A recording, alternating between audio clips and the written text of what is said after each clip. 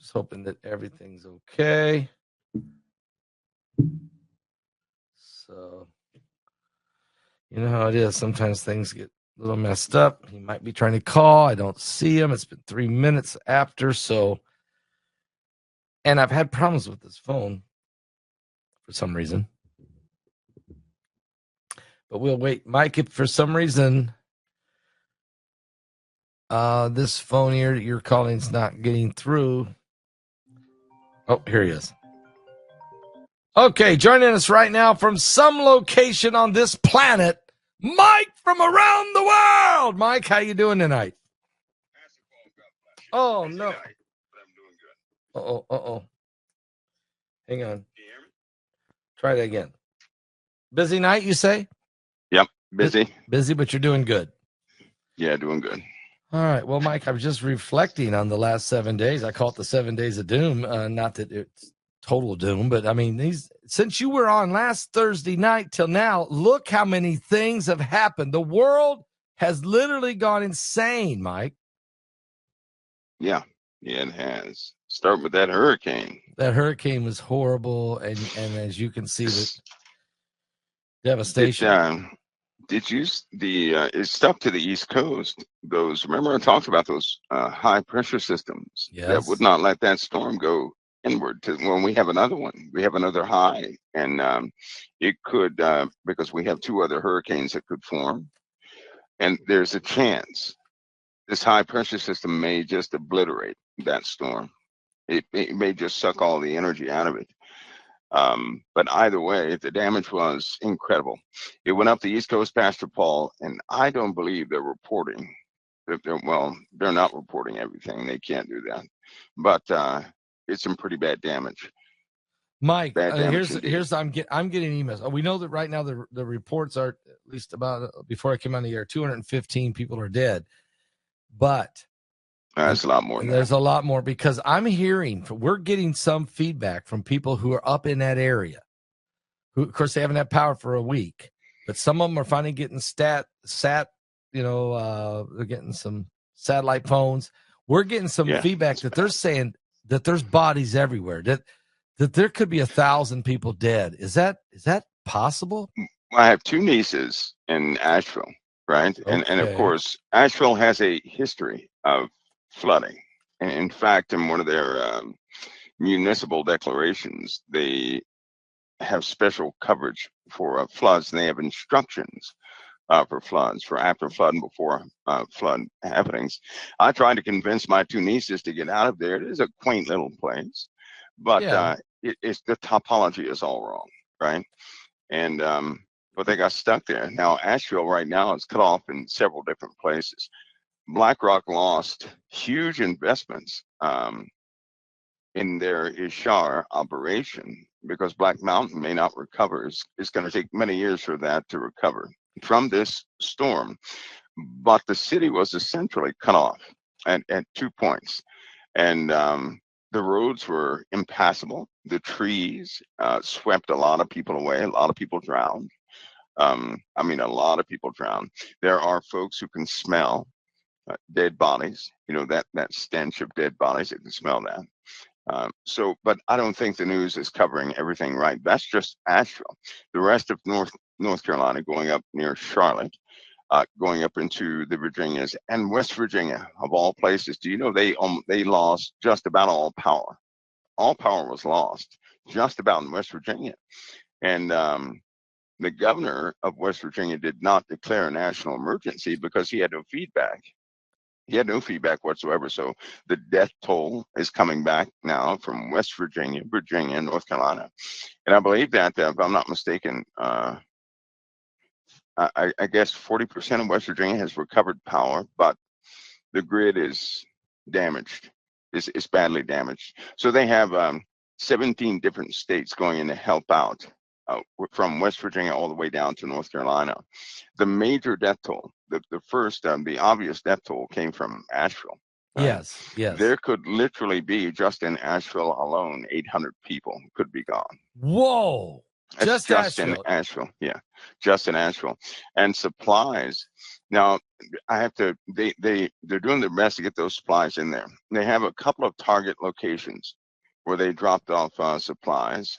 Uh, Several military craft dropped off a lot of supplies. The problem is you have a big group of people that can get supplies, but the larger group that live out in these remote places, you have to get those supplies by foot.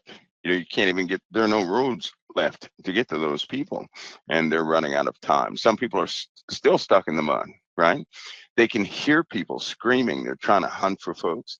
It's just a absolute disaster, right? And one of the disheartening parts of me is when any city in the U.S. goes through something like that, when you do an immediate assessment, right, as far as the government's concerned. And I hate to be critical, but when it's obvious the city goes through something like that, you suspend all external operations, and you do what you can do for the people. That's what the federal government is for. Right. To assist in those areas where local governments can't do anything. They don't have the resources. No. So that's a lot of people personally, a lot of personal people with their. There were some people that went up with their own helicopters that went to help people out. I had eyes on that situation. It's an incredible situation. It really is. Terrible, by way of being terrible. Mike, now terrible I'm situation. getting reports also that people are being turned away now. I mean, what I mean by is help. Folks are driving in with pickup trucks and trailers with food and supplies and water and medical help, and they're being turned away. You have two. There are two civilian companies, right? They're ex firemen, ex military, ex pilots, and they're helping out everybody. But what was happening is people were trying to come in and help, and they themselves go missing, right? They were getting in trouble and going missing. And so they had this company was working with the government there and told them we can't allow these people in there because we can't account for them.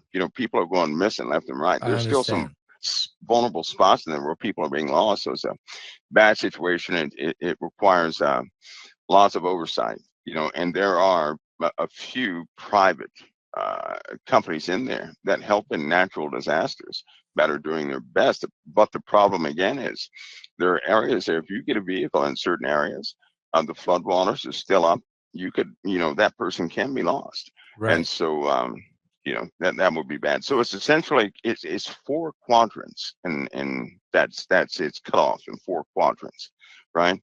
I spent I'd say about 4 hours there, maybe about 4 hours there. And it's just not a good situation. So you've spent about 4 hours there since this catastrophe? Yeah. So are you involved? So I take it you're probably part of the total assessment of the situation. Am I correct? Well, I went there to get some eyes on, and I'll subjected some opinions and guidance, but press ball is one of those situations where they're going to need a little more than the average group to come in and do anything, because you have people who have zero supplies. You have communities that are being looked over. Nobody's gotten to them. There are actual grid spots on the map where nobody's got to that been there area. yet. They're still on their own. They're still on their own. Right, and that's a problem. When you're in a disaster, time is everything. You can't leave people there in that type of disaster for any amount of time. So, but it was hard to tell who was in charge. It was hard to tell who was doing what. There was a loss of communication as far as supplies were concerned. They had the supplies on the ground that were still on the pallets, going nowhere. That's a no-go, right? They did have it was a long line of people. People waited 3, 4, 5 hours just to get water, oxygen, food, things of that nature. But those were the lucky ones. There are people in other regions that nothing has gotten there yet, right? Because they didn't figure out, all they had to do was an airdrop in those places. That's all they had to do. So it's our emergency response in this country, you'd think we'd have it down pat by now. We do not. We don't. It simply isn't. I mean, they talk good, yeah, but in every single disaster, Well, there's always a group of people left out. Is that because, and I mean, I don't want to start naming names, but is that because we put unqualified people at the top of some of these agencies? For some reason in FEMA, save for 2 people I ever knew of, their response has been slow because of paperwork. You got to remember, the government can't just do something by sight. You have to have proper authorization. That is a problem, right? If you see somebody in trouble, you got to go back and fill out some paperwork to go get the person, right? Or you can't fuel up a chopper and take it anywhere. You have to have authorization and clearance to do that. That's where the problem is. It is not a fast reaction response, right? So all this, the talk, we're going to deploy troops out there, this, that, and that's fine. But getting authorization, allocation, and finding out what agency is going to pay for this and do this, that's the problem. It's not. It should be straightforward for disaster response for the states. In fact, they should take care of the paperwork after they save the lives. How about that? Yeah, I would love to see that. Yeah. After, right? Because they have military operations like that where you take care of the red tape after you go in and do what you have to do. But wouldn't the lives of Americans be priority over everything? I mean, everything. If one city suffers, I believe, it's just my belief, if one city suffers, the federal government, if it's that big and they have to assist, they should suspend everything to go and check that situation out and do something about it that day. I mean, time is everything. Okay, let's talk about this. From the military standpoint, you have what's called the rules of engagement. Pre-orders are already done. In case of this situation, you do this. You don't have to go back and fill out a form or ask anybody. Rules of engagement, right? Am I correct? Yes. The same thing. The same mentality should be involved in a FEMA response or anyone else. There should be immediate what's called rules of engagement. If a storm hits, power goes out, instantly the orders are already done. You already know who goes, who's bringing what, where we got to go. I don't think that mentality is in position in some of these government agencies. Could I be wrong on that, Mike? Well, no, you're right. And the only people that do have standing orders would be Coast Guard, right? Certain National Guard elements, but they're it takes time to call back those National Guard elements, right? Because that's, those people who serve 50% of it or a quarter percent of the time, and they're out doing their own life, the other percent. So you have to call those people back. The Coast Guard, they simply don't have enough. They don't have enough. I understand. And so, but I'll tell you something. If a national riot took place, Northcom has instant authorization to lock down this country. Okay. How about that? In other words, they have authorization right now to diffuse things, but they don't have authorization to save a life. That's a big problem. Okay, so what I'm hearing you say, and this is the thing that I think a lot of Americans are picking up on, is the rules of engagement is involved if it comes to preserving the power of the ruling class. There's rules of engagement for protecting the power of the guys in power, okay? But when it comes to protecting the devastation from these situations, there is no rules of engagement. It just, we'll do the best we can kind of thing. And if we get there, we'll get there when we get there. I mean, that we got to change that mentality. I think we do. Don't you think? The same thing with technology. Do you know when Asheville, when it first happened, do you know what the governor and everybody else said? Oh, it's not too bad. Oh my God. They had no idea how bad that situation was. They had no idea. People were they were doing the social media live. When the cell phones went down, all communication was lost. Nobody knew about anything, but the people saw these live Facebook feeds, and they were calling everybody. If not for Facebook this time, right? Yep. Nobody would have known the extent of the damage. That's a fact. Social media, because they had people combing social media, and the folks who saw these people started calling agencies, right? And they made them pay attention. That's horrible. It has to be there. We can see a gnat's butt from up in the atmosphere, but we can't tell the city. People are in distress in the water. One lady was in the water for 5 hours. in flood water What? for 5 hours. And she began to pray, and she said, the Lord said to let loose of the tree. I'm in the water. I'm going to carry you to safety. And so she was stuck in the roots in the tree. She let loose, and she finally ended up in a very safe place. She was rescued. But others weren't so fortunate. They were washed away with the water. Do you know what? I'll tell you something. Those people pray down there a lot. I'll tell you that much. Amen. Well, that's God's country down there. Okay, that's God. Yeah. That's the Bible Belt. That's Billy Graham country. Here's a question: you have to know the American people how they feel. They've watched 10 million illegals come across the border. They've seen them be put in hotels all across America, given debit cards, free access to health care, and everything else. Good, yes. And then, but when they're in a disaster, nobody can get to nobody. Right. Right. It's not feeling. That don't feel good. Does that feel good to you, Mike? Well, Pastor, if I'm a Christian now, so I don't go there anymore. But I'll tell you something. When you are young and you're trying to establish yourself in this country, right, this great country, and then you find out that a foreigner can come in and get paid to start a business, and get and have free room and board, and they don't have to pay taxes, and they get grants for everything they have in that store. That's disheartening. A kid coming out of college trying to get established, they come out with debt, but you find out that all foreigners are getting grants to come to this country to set up businesses, free education. And they're finding them houses, nice houses. Yeah. They automatically have cars, trucks, everything they need. But an American who's born in this country, who gets educated in this country, you can't do that. You cannot go out and get a grant for a business. They're going to put you through so many ringers. It's not funny. And then somehow they're going to find a way to say, well, you don't have enough experience. You're not qualified. You have to do this first. But a foreigner, they will contact them overseas and say, hey, come here, set up your shop here. The whole thing is indifferent. Well, so the question is, why is that going on? I mean, what's the plan here? Is there a plan to, is this a hijacking of America? It's been taking place for a long time, right? Yeah, it has. And listen, Satan is methodical. Satan has been around for a long time. He didn't start his plan yesterday. This guy's been working since before the USA was thought of. Yeah. So you better believe he's doing things.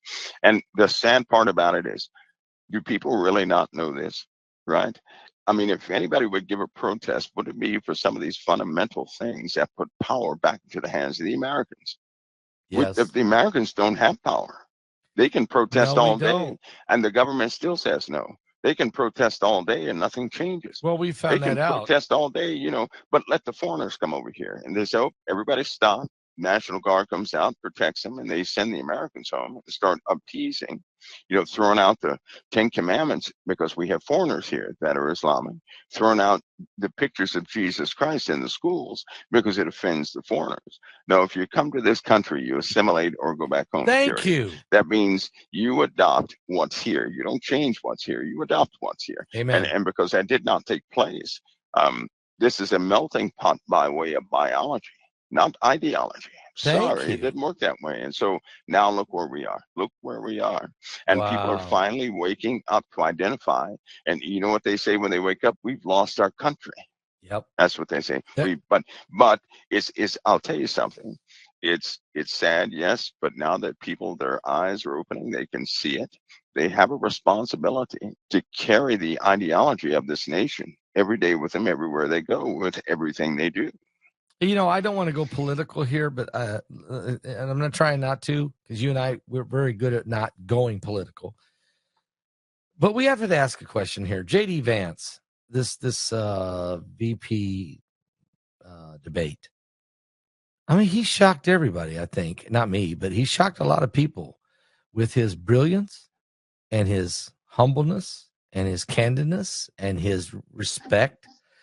And Waltz was dancing the waltz, okay, tripping over his feet, but he was still waltzing. What is your thought? Do you think that moved the needle in one way or the other, or doesn't matter? I think with the vice presidential debates, they don't get the viewing that the presidential debates get, right? But I thought they were, honestly, I thought they were both both of them, they had a pretty decent conversation. Yes, they did. Waltz did stumble when he was asked about the China question. They both admitted to something, but J.D. Vance did something that was extraordinary, and it was very good because they asked J.D. Vance. They said, why were you against Trump and said this about his policies, this, that, and the other? And his answer was quite sincere. He said, well, that's what I thought at first, listening to media, following the paperwork, this, that, and the other, until I saw it for myself, and I saw how the American people, their needs were starting to be met, and that they really needed the policies of Donald Trump at that time. That's why I changed my mind. And when he said that, because it was so forthcoming and honest, he was honest. That's when I couldn't help but to think, well, these two guys are more presidential than, honestly, he was more presidential than any president. They both were more presidential than the presidents. That's right. Yeah, I That's agree. right. I agree. Because they were about the American, America's business, right? Not about these personal things, but America's business. And I strongly believe that's what people are looking for. Do you know how many people went? They didn't tell this, but not too many people watched the vice presidential debates, right? 43 million. 43 million. The numbers that went back to watch them are off the charts. You're talking about billions of people went back to watch it. You're exactly right. So the word got out, and they went back to watch these guys. They made a huge impact. Yes.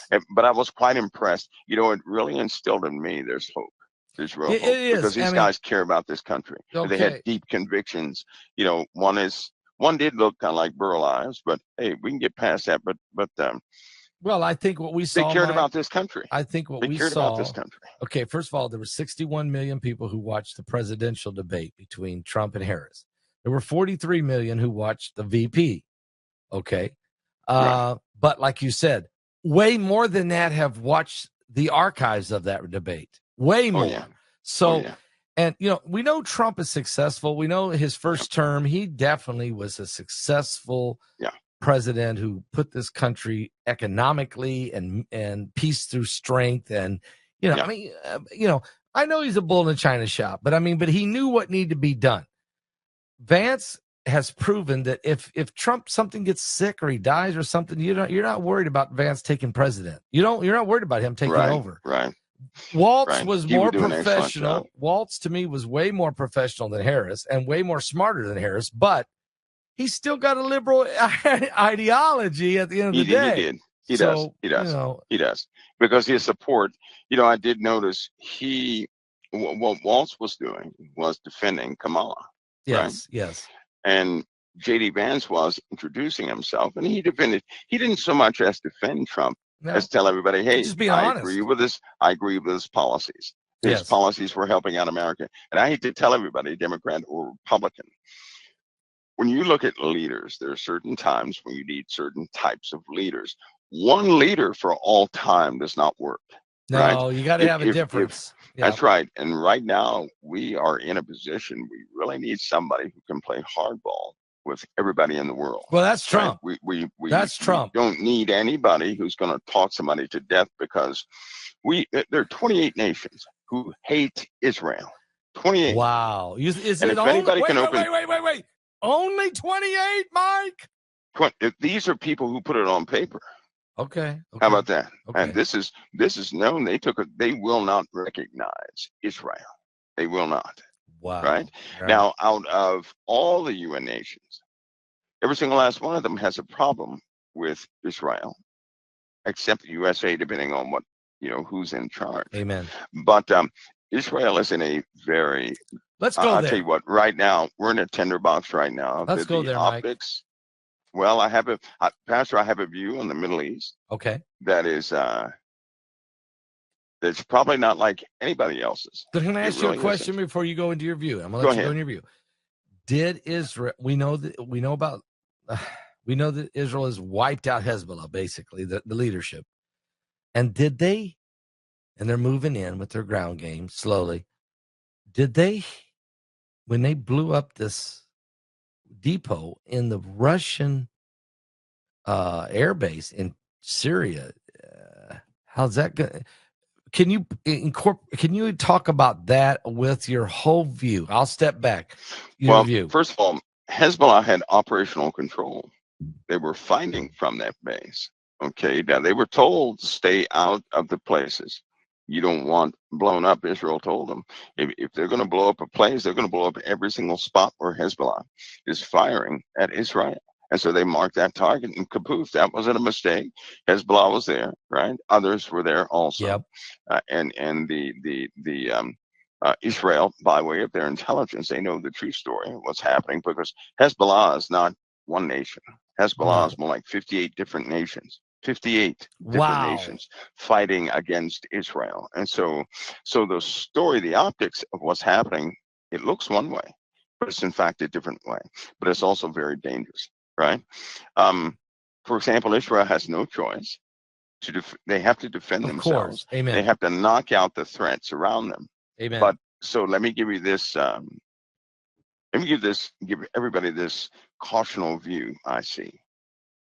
Everybody already knows how if Israel overreaches in the eyes of the Middle East just an inch, they turn on Israel like a rabid dog. Everybody knows that. You're right. Yes. There's about to be a joint operation against Iran. Right? Okay. It's going to be a joint operation, because somebody's going to have to monitor how much is going to be dished out. Let's put it that way, right? But when Israel strikes Iran, and they will, when they get back at Iran, we already know. I can tell you what's going to happen. The entire world is going to perceive it as overreach. Period. Why do I say this? Because Israel has outgunned Iran. Iran launched many missiles at Israel, and the USA and Israel just about got all of them. Yes. So it was nobody died from that. Yes. So now in the world's eye, they're saying, okay, Iran is minimal in regards to Israel. But when Israel strikes back, they're going to say, wait a minute, you guys were in a position as you were much tougher than they are, and you knew that. And you just killed, they're not going to say soldiers, they're going to say civilians. It doesn't matter what they hit. And that's why the USA is trying to pick out certain targets where they cannot say you hit a bunch of civilians. But it doesn't matter what they hit. I'm telling you right now, the moment they hit Iran, the call is going to come out. They're going to say Israel did a strong overreach. The sentiment from the whole world will be against Israel. Right? This is going to be a mandate for their disarmament. That will be by force. And so you're going to see, and during that time, Iran is quite dangerous. I'm telling you, they're dangerous. The missiles they launched was from stuff, right? Excess. That's right. It was little tiny, stupid things they were launching. Those ballistic missiles were by no means what they actually have. Iran has a capability of launching up to 10,000 missiles per wave. That would be They're insane. not going to block 10,000 missiles. No, you can't. And of those 10,000 missiles, they already have a high inventory from Russia, right? And from North Korea, that they can launch missiles that are near hypersonic. You can't, Iron Dome does not have the capability to intercept all those, right? They also have chemical warheads. So when that happens, they know that can happen. They're going to be overwhelmed. Chemical warheads. Which is why, they have chemical warheads on some of those ballistic what kind missiles of chemicals are we talking about, the Mike? bad stuff, dusty mustard, HG nerve agent, you name it, they have it. And so if they start launching like that, that's just not going to be good. Well, I can tell you right now, my anchor is prophecy. I already know that the beast will come forward. Yes. The abomination of desolation. That 3.5 years occupation is going to be there. Yep. Right. Yep. So, and that's going to be right there in Jerusalem. So that means an armed coalition, multiple armies are going to go and take Israel. We already know it's going to be carnage. It's going to be exile and everything else. Half the city will go under. That's right. And if Benjamin Netanyahu, right, and he's doing what he has to do for his nation. Right. It's just one of those moments. I just know what the world's going to do in return. They're going to overreach, hit Iran, and that could hasten this entire event. right? Because if he does that to Iran, I'm telling you right now, Russia has no choice but to react. Russia is dependent on Iran. Russia is. Iran has trillions of dollars, right, from their oil and deals with science, oil, and petroleum, and trillions of dollars. A bad story will come out with BP in Iran, some things that the world didn't quite know about. So they are. Iran BP? is Are like a you talking about BP? underground bank. BP oil? BP oil. Okay. Yeah. So it's like they're like an underground bank. That's why somebody has to just realize, why has no one gone in and you know really hush these guys up? Because they can't. Okay, so They let's can't go. do that. So you're saying the reason Iran, when they fired 181 ballistic missiles, that was their weak stuff. Because if they had come back and really hit Israel with 5,000 intercontinental ballistic, and then they would be the bad guys. All right. That's right. So they fire what they had to do. They kick back and wait. Israel's going to smack them. We know Israel's going to hit them. And I think it's October 7th, but I don't know. Let's say, and Israel hits them, and no matter what Israel hits them with, they're going to get blamed for being too aggressive, too strong, too this and that. And the world will start to surround Iran against Israel again, right? Yep. And Iran will be setting back. You're saying they're sandbagging. They have actually better capabilities. Yes, and then now they'll have the blessing of the world to throw some of that at Israel. Yes, they're very good at crying wolf. They're very good at crying mercy. I got you. Because they did say they wrote a statement saying Israel ought to exercise mercy.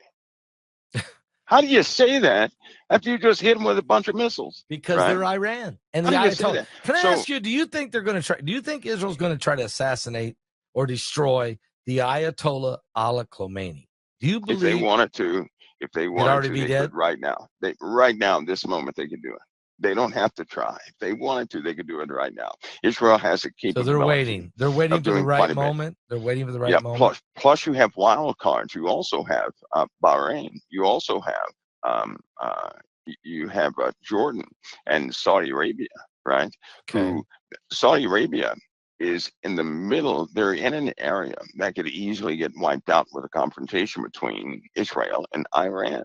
They're in a very vulnerable, that's known as a, not fallout as in radioactive fallout, but fallout as far as, imbalanced projectiles, things of that nature always go right in Saudi Arabia.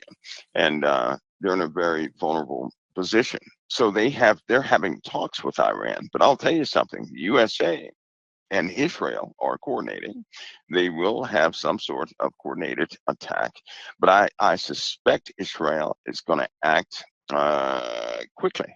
Right? When they make preparations, they don't stall between their preparations. So today's the 3rd. So we all know October 7th is a big day. And I'm hearing that there's chatter out there. We're getting information from some folks that are on the, on some of the agencies. I know you got great intel, so you could confirm or deny that October 7th, there is several different scenarios of attacks on Jews, whether it be in Israel or around the world. Do you sense that for October 7th, the 1-year anniversary? I'll tell you what, Paul, there have been some communications intercepts, and of course there's you have the Mossad, who reports pretty accurate information because they're embedded in the lives of terrorists and everything else. But they want to hit America pretty hard. That's what I thought. Jews in America. When I say hit us hard, they want to hit us hard. They want to hit us 9/11 hard. And so 9/11 can't compare to what they want to do. They're going for broke. Can they do it? Time. Do they have the capability? Yes, they can. Unfortunately, they can. Do we have the defense to stop it? Well, here's the problem. The problem is you have too many folks in America who are turning out to be loyal to Middle Eastern causes, right? Like that school teacher they apprehended yesterday who's been teaching for 35 years. And they just so happened to, one of the kids saw something on a cell phone. The kid reported that. And I guess they checked it out somehow. They had to go nab the guy because he was, this guy was in the middle of planning. You're talking about a trusted school teacher, right? That was doing this. And so what you have are people over here in America who look like Americans. They talk like Americans, but they're not American at heart. They have for some reason, they're forming sympathies towards the Middle East, right? Yeah. And you have a lot of people who are desperate here in this country also because drugs are a problem, period. Now, this is an angle most people don't think about. You have a lot of folks on methamphetamines. You just do. You have a lot of people on cocaine. These individuals would do anything for money. They would. Wow. Iran knows exactly who they are, right? Wow. So these people have been nabbing children, nabbing women, right? They're right here in this country. They've been nabbing them. Some of these people are also pretty smart, but they're on methamphetamines. So they need that constant supply of money. If they get money from a foreign entity via, back channels or cryptocurrency, anything, they will do what's necessary to get that money. And so when you're Iran and you're offering Americans $11 million for 2 children, or $11 million for this, and this is the money that's floating around, there's a problem. And when you have the dark web, that a lot of people don't even know how to get on the dark web. It's not something anybody should ever do. Nobody should ever do that. No, I don't even know, and I don't want to know. Yeah, don't do that. But when you have half of America's people are compromised by way of the dark web, I'll say more than half, but probably about 3/4 of the people in America are on your social security numbers, date of birth, all that's on the dark web. You have identity compromises. And so you have these folks who act like there's someone else doing these dirty crimes, and it causes confusion within this country, right? You're going to have a problem. It's a known fact that there's a lot of compromised methamphetamine addicted individuals in America who will carry out Iranian actions right here in the USA. Wow. So they right? get money and for they are drugs. specifically, that's right, they're specifically targeting Caucasians, because in truth, nobody's going to look at a Caucasian and say, you're a Middle Eastern sympathist. They're not going to do that, right? And so they profile people like that who are addicted to drugs, and they recruit them. And I'm telling you, it's a huge problem. When you start paying people money, they don't care. They don't care. They want that money so they can get their stuff. Yeah. Right. And so you're facing that element also. Now, they have plans here for this country. And unfortunately, they've been planning for a couple of years now. Think about that. So you mean to tell me they're just now starting to publicize this? They should have publicized the problem of domestic terrorism a couple of years ago pretty strong. And exactly. Say, hey, look, we have foreign elements who are recruiting people in the USA to do some terrible things. You guys have to watch out for this. But because the political atmosphere was so dynamic and violent, and somewhat violent, and because all the controversy with there's President Trump and all this stuff, violent. nobody wanted to talk about it. Nobody wanted to say anything that would inflame the blame. Right. So now we're in a bad jam. Well, you say, yeah, you're right. Somewhat violent. A bullet hits the president in the ear. Another guy's hanging out for 12 hours with a rifle, with a scope. And who knows how many other potential assassins are waiting. You're right. This thing is getting very violent. And, we're 34 days away. I'm not sure. I mean, I'll be honest with you. I pray every day that we make it to the election day with 2 candidates that are still alive. I'm serious about that, Mike. I never thought I would have to pray like that. I don't want either one. But I'm saying this is a dangerous situation, aren't we in? It is. And the media, now's the time for the media to be very responsible. In fact, my advice to people is search out your Christian media sources. I'll tell you why. Because they're not, they're just, these guys are bloodthirsty. Yep. They're amulet chasers. All they do is inflame situations. Amen. And in fact, they're the reason so many people are upset. It's them. It's them. Yep. The mainstream media. Mainstream media. Them. Yep. They're out for blood. They got mad at J.D. Vance because he didn't, throw Kamala Harris under the bus. Well, And then he the was class. Democrats, He was being a class. right? Yeah. But Fox got mad at I know. him for not doing that. For not And doing then it. CNN got mad at Waltz because they didn't bring up the January 6th thing and throw, everybody else under the bus. They were out for blood. And they Yeah. have to realize something, though. This country is not going to go forward like we are, right? Nope. So I have an actual prediction. Okay, I let's do hear it. have Let's an hear it, actual. Mike. Now, today is October 3rd, right? Third, right. We're in Rosh Hashanah. We're in the Feast of Trumpets right I'm now. sure everybody knows about they knew about the X class 7.1 that had all those little M class flares that led up to this X class 9.0. Yep. Right. Now there's a that was in the direct strike zone, number one. There's a intensive magnetic field line forming right now.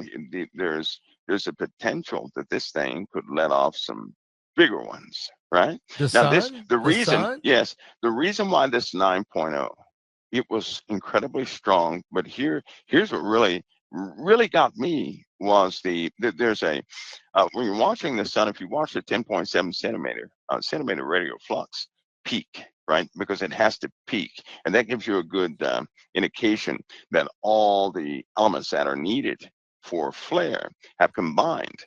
And so what I'm sitting here watching is that 10.7 centimeter band recover itself so quickly. It's still going up.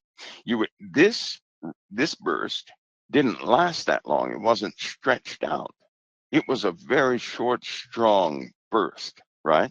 Which is it's kind of rare to see a 9.0 do that, like a sharp burst, like So it was you're there saying and then it didn't it wasn't real long. It was just a boom. That's right. It was not as long as if you look at if you look at all the graph data, it was a strong peak and then it went down to nothing at all, right? Whenever you see that historically, when something lets off a peak like that, you have a potential still locked up in the sun. It's still quite active. Okay. And it's only a matter of time. This thing is still building. Okay. It's only a matter of time before one of those long durational X flares forms. I see. And that will be a big issue. So all those folks that watch the sun, I'm sure they're busy because they know there's a large intensive potential behind this one. All those astronomical transients. Well, let me not nerd talk here, but all those elements that cause the sun to do this, they're actually in place, and we're right there. I mean, we're at the Earth. We're at the point. We're about to hit a cluster of spots is about to point toward the Earth. I have a suspicion those things are going to let loose when they're Earth facing. I just have that suspicion. The timing is lining up and everything else. Not to mention the West Coast is shaking apart. What? What do you mean the West Coast is shaking apart? There's been a, I guess you could say, a pattern of tremors near some volcanoes, right? In Washington.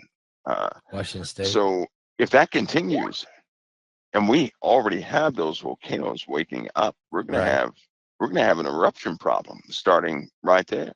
If that goes, then all those volcanoes that were dormant that are starting to wake up, they're just going to start shifting and moving around, right? And I believe God gives warning. I do, because everything is foreshadowed.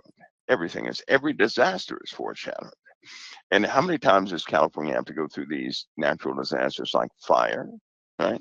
Like they've been going through a lot of fire here lately, and mudslides, right? Now we have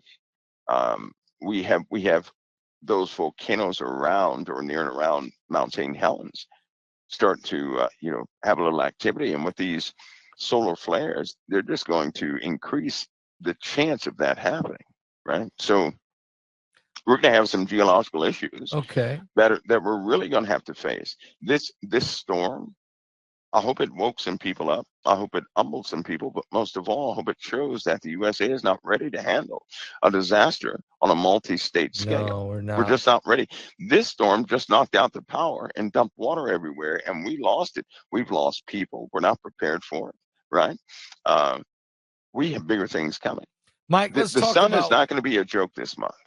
Okay, so I'm writing that down. The joke, the sun's not going to be a joke. No, it isn't. Now, Mike, also, we picked up a second moon. And you said, I remember you saying, hey, that's just a sign of what else is coming. Yeah, it's an indicator. Can you talk about that a little bit? I mean, because people are worried about think that. Think about something. The first of all, who knew about this as far as civilians are? Who knew about this? 4, 5, 6 months before it happened. I didn't know. But nobody else. My point was they don't give the civilians didn't know. No, right? No, they did not. Now you have to know a little bit to say something is going to orbit around the Earth. You have to know some. Yeah, you have to know some. You have to have some data to do that. You just can't look at something and say, "Oh, that one's going to orbit. We're going to, our gravity's going to capture that." Serious data to know that, right? Right. So that means they knew trajectory, they knew positioning, they knew all this for quite some time until they, finally let it out. Hey, we're going to have this. So that means if they knew this was going to orbit, here's my question to everybody else: what in that same vicinity have they been watching that would alert them to this little thing? That's why I said it was an indicator. It's not traveling by itself. It's traveling almost on a conveyor. So there's some things behind it that are going to take the exact same track, the exact same direct. They're going to follow that exact same highway that this thing took, and they're headed to us. Right? Okay, is this? Remember, you've said that 2025 is going to be. Is this coming year 2025 going to be the year that we're going to see more and more and more of these rocks? Yeah, we will. We're going to see more than we want to see. And we're going to see more than we want to see, because now we're getting into a point. I tell you, Pascal, people are going to get beyond the point of getting, beyond the point of finding things, saying, "Hey, that's interesting." They're going to be asking, "How do I survive this? How do I survive this? How do I survive?" That's what they'll be asking. Yeah, kind of like this storm. This storm caught everybody by surprise, and when it hit, it was too late. Right? Yeah, they're going to do the same thing with the celestial problems. They're going to say, "How do we survive this impact? How do we survive that impact?" Right? They're going to be saying that, and all the while, we're going to see the Middle East consumed. I mean, absolutely consumed. In war. Yes, there are bad plans on the table right now, Mike, that are just not going to work well. Did Russia get smacked today a little bit? Are they going to react? Are they going to lay low? This was a Russian air base that had gotten. There was a plane from Iran that landed 1 hour before Israel went in and blew everything up over there on those weapon depots. Hey, we know Russia, and you've said it a million times. Russia and Iran are hooked. They're at the belt, at the hip. So is Russia going to just kind of back off and kind of ignore this, or do you think they're going to wait? They're going to wait for the retaliation of Israel first. They're going to wait. And that's why you see the USA, right? Now, they sent supplies to the Ukraine, right? Who, the U.S.? They approved supplies to the Ukraine. $175 billion worth of supplies. Who did that? That was the USA. But they didn't supply. But they didn't approve $175 billion for North Carolina. No.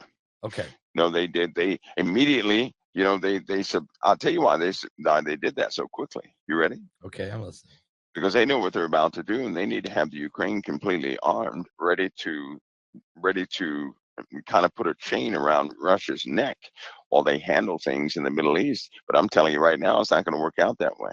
They're going to attempt to stall Putin, or to kind of chamber him where he cannot directly interfere with Middle Eastern operations. Wow. The USA is going to be involved. There's an operation coming up, and it will be it's supposed to be a swift operation, but we know how that goes. An operation is coming. It's going to cause some problems.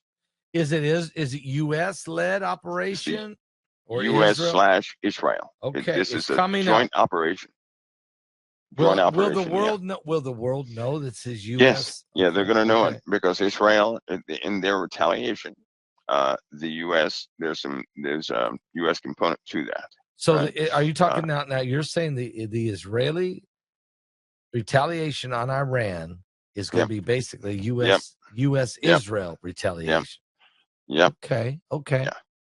Oh yeah. Does Biden know about that, or is it just the generals running that? Yeah, no, he knows about it. Okay. Yeah, he knows about it. He's one that's he knows about it. He's signing off on it. He's going to sign off. I tell you what, it's something funny.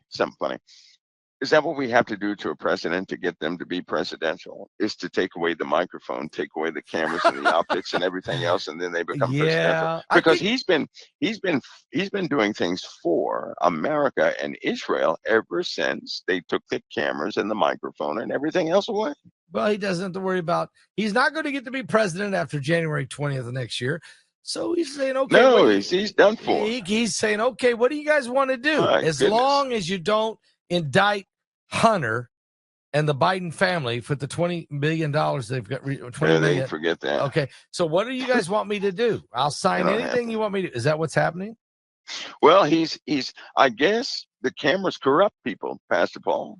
I guess it's a little more than cameras. It's a little more cameras. He's not in high optics, right? So he's like throwing the back room again. He's just throwing the back room again. Okay.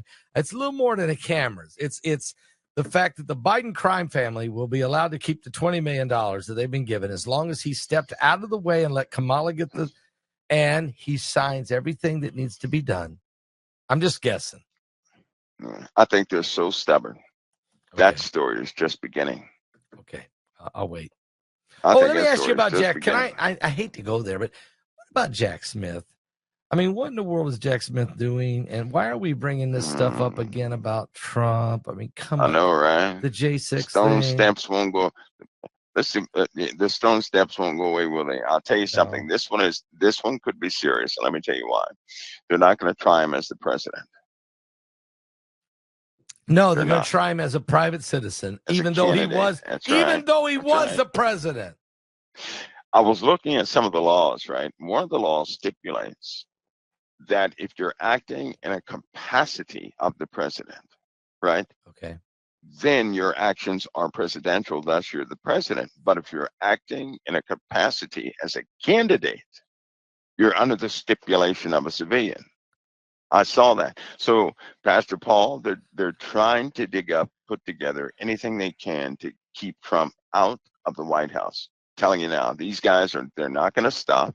They're not going to give up. They're not going to fold. They're going to keep doing it. They're trying to try him as a civilian, right? So, by way of the law that's on the record right now, you can be a president, but if you are campaigning and you do something during that campaign, you can be tried as a candidate or a civilian. You can. That is law. And so that's what they're trying to do. Now, the judge, whoever they present this to, it's problematic. It's already problematic. It's gonna stir up some stuff. Right, it will. It's going to stir up some stuff, but they're going to go forward with it. And this is he's not the only one doing this, Pastor Paul. The only reason he came forward to do it again is because there are others out there that do not, just be blunt, they don't want Trump back in Washington. Period. No, they don't want him there, true. Right? I know that. They just don't want him there.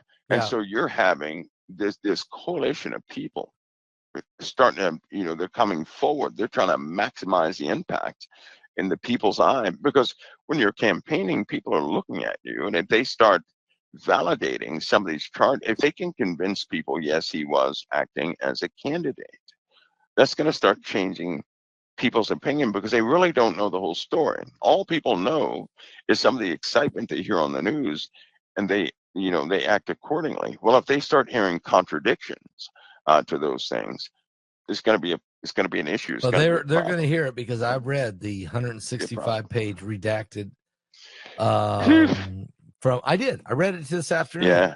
I was bored. I was pretty bored to read that, right? But I read it, and it was basically a lot of stuff was said, and but nobody was quoted. A lot of redacted people. So I don't know who said what. So I'm wondering, okay, some of this might be, make sense, but some of it, I would really know who said that. Well, see, that there it is right there, because some of the evidence, some of what they're going to present, if a person, if they don't put a name to it right away, and I know, they're going to say, did he say that? Who said it? Right. Without, they're going to say, what in the world? Because don't like one of the direct statements that was made, that insinuated, go and start this trouble here, sounded like a response from, they try to make it sound like a response directly from Trump. Yeah. But that's part of the problematic part. You know, they're holding stuff back. You know, now we got to face it to President Trump. He speaks his mind. He did. He does. He said some stuff. There's no doubt he said some stuff. I believe that's causing him problems because just because you. But here's the other thing. You ready for this? Yep. You ready for this? I'm ready. If they were smart, now they just said that President Trump speaks about policies he cannot implement because he speaks all the time about things he never does. Now, see, they should keep that phrase and take it back to some of that evidence, and there you are, because he does speak, because it establishes that he speaks his mind in an unfiltered way. That's true. Thus, his speech, when a person is like that, by law, you cannot connect speech to the actions of a person if they show a pattern of always speaking and not acting. You cannot by law connect the two. I see. So if they were smart, they would, instead of being offended by some of these insinuations, they would keep it and utilize it. But I tell you what, if people would not be offended, my goodness, everything would turn around. But offense can make you, see things in a very strange way. But there you are. All right, Mike. Now that's my 2 cents. These 7 days have been. I call it the 7 days of doom because we had so much stuff that happened in these last 7 days. I'd never seen 7 days like this. A 6.8 earthquake in Tonga. Maybe the earthquakes. Maybe the solar flares had something to do with that. We had the Ring of Fire. Nobody talks about. A guy was standing in Easter Island and saw the Ring of Fire. Then as the sun was coming up, he saw Comet Atlas with his own eyes. I mean, we got all kinds of stuff. You're concerned about this next hurricane. You're concerned about this next hurricane that's coming. What looks like another scenario setting up in the Gulf of Mexico. What's your thoughts? If we have that, if that high pressure system, right, that's coming in right now, ironically, if it stays, there's not going to be a development of a large hurricane. It will dissipate. It'll dissipate it before it ever gets a chance. Oh, that's good. If those high pressure systems leave, though, Pastor Paul, that's because a problem. High pressure systems are not. They do strange things, right? Right. So if they leave, we have too many other low systems, right? Can I ask a question? Okay, I'm with you. Really cause some problems. Low pressure is not good. Let's pray that don't happen. But I'm with you. We got to pray.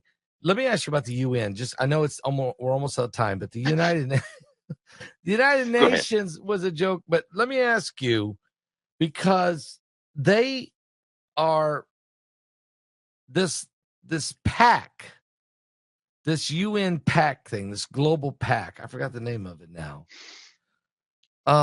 Where all the whole world agreed to give up their sovereignty if needed. What in the world happened there? Oh, that's not new. It's not new. Okay. It's just it's more like it's just confirmation. It's more like a focused definition of what was in the charter in the first place. Okay. Because they agreed during extraordinary circumstances, right?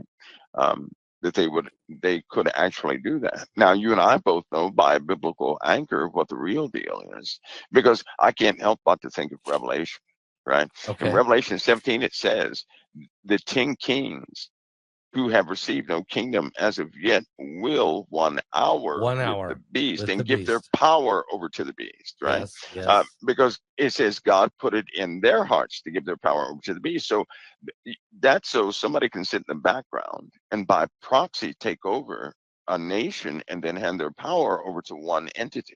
If things are being set up like that, AI, which has been deployed now, it's highly deployed now, it looks like it's going full implementation in a very short time. It's one of the reasons for the strikes on these docks. AI is because they propose automation to take over the majority of the jobs on these docks. Yeah.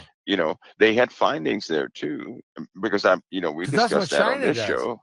That's that if the docks on the east coast, basically all the longshoremen, if the company goes to the same system as China, 90% of the jobs would be lost. So what they've done is they've tentatively said to them, okay, you can have your $5 an hour increase in pay for the next 6 years, which is your 60, which will get them from 39 to 69 in 6 years, dollars an hour. But they said, then let us work out the rest of the details between now and January 15th. Mike, if the automation is approved, 90% of these guys won't be working. Yeah, that's why they did that. That's why they did that strike in the first place. And it's a shame, Fastball. It's a shame because these corporations, I hate to say this, but it all starts in Washington. Yeah. All of it does. Yeah. Because if a company is fighting to keep their profits, they have to avoid taxes, right? They're trying to duck and dodge everything. They're not thinking about the people. If people would reinvest, companies, if they could invest back in the people, and if corporations would not try to, they're just desperately trying to, if they're trying to survive, and they're not thriving, they're going to cut corners everywhere. But if they're surviving and doing well, right, then that's when they start helping out their employees. That's when the economy is recovers, right? That's when they also, instead of beating down their competition, they lift up their competition. But all that needs to be put back in this nation where a company can build themselves up for the sake of the nation. Right. In other words, an employee is an asset for the nation. Yes. An employee is a part of the economy for the nation. So if they had a mindset where they could feed all that energy back into the employees, not fire them, but feed it back into the employees to build them up, man, everything would change. But the problem is, with all these weird tax laws that they have, and these companies have no choice. They need cheaper labor to survive, because if they don't have cheaper labor, they're going out of business.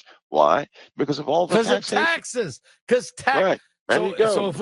So these people that sit there and say, when the government says we have to raise taxes, and then we're going to fight for the unions, they're basically lying.